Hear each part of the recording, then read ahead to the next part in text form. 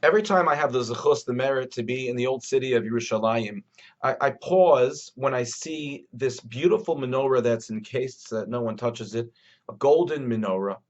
And it used to be on a landing um, on the steps on the way down to the Kotel overlooking the Harabayas. And the last time I saw it actually in the square in the Jewish quarter. And this menorah is made precisely according to the dimensions mentioned in our Parsha, Parsha's Truma. The menorah itself is very complicated. The difficulty in actually making the menorah is such that Moshe Rabbeinu was troubled. Hashem told him to make the menorah, and Moshe Rabbeinu said, Rashi explains to us, I don't know how to do this because Hashem required that the menorah be made from one piece of gold. So Hashem told Moshe, just throw the gold into the fire, and the menorah is going to be made me'elav. It's going to be made from itself. So we know that there are deep spiritual dimensions to the making of the menorah and what the menorah represents, both in the Mishkan, the Beis Hamikdash, and to us in our lives when we see it and we think about it.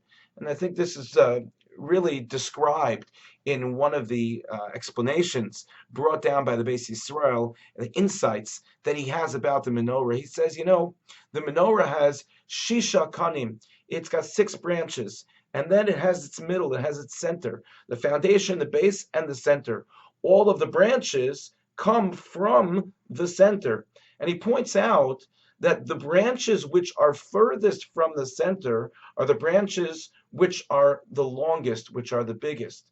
And the branches which are closest to the center are the branches which are the smallest in distance. And so the Beis Yisrael says the individual, the person who makes themselves to be small, to be humble, that person is closest to the base, is closest to the foundation, is closest to the roots of what the menorah represents.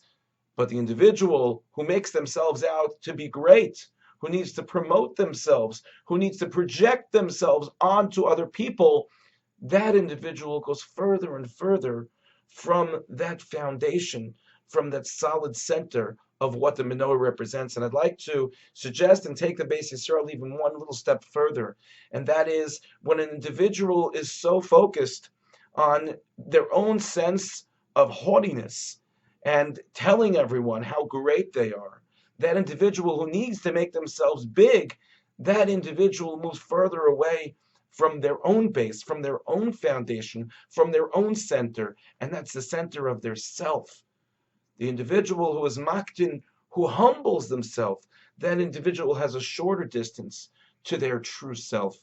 May we be zocha, may we merit to really look at the menorah not simply for the candles that, of course, brighten up the life of Klal Yisrael, brighten up the Mishkan and the Mikdash, but also on a spiritual level to look at the components of a menorah and how they can inspire our behavior on a regular basis. Wishing everyone a good Shabbos.